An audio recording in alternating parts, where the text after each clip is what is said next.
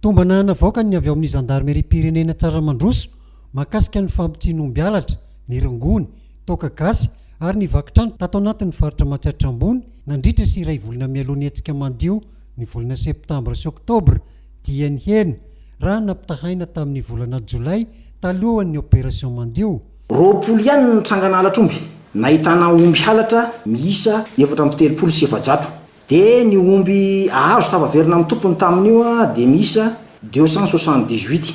Ny omby novonoiny zalahy teny an-dalana anankiroa, olona voasambotra tamin'io anankitelo. De raha oharina tamin'ny mois de juillet zany izy tena niena be deaibe mihitsy. De raha atao zany ny tany fahazahoanan'le omby mois de juillet 70% zany ny taux de récupération. De tamin'ity opération mandio zany efa niohatran'ny 50% efa tsara nahatratra 64,05% zany ny taham-pamerenana ny omby tamin'ity opération mandio ty. Le ambo moa zany contrôle any an-tsena any amin'ny abattoir mba ahafahana midétecter hoe ahoana le famotsina omby halatra. Contrôle na bovidé zany natao de miisa 291. De ny omby nampidirina fourrière 714.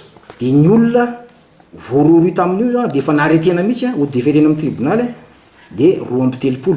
Ny rongony azonay zany de milanja 5,10 kilao. De olona telo moa zany no voasambotra tamin'io. Ny toaka gasy ndray mahatratra 1284 litres. Ka olona 210 moa zany no voarory sivy fotsiny zany ny acte de banditisme dia ny valeur d'euro tamin'io 21 625 000 ariary. Olona ray moa zany aloha nefa azo hatreto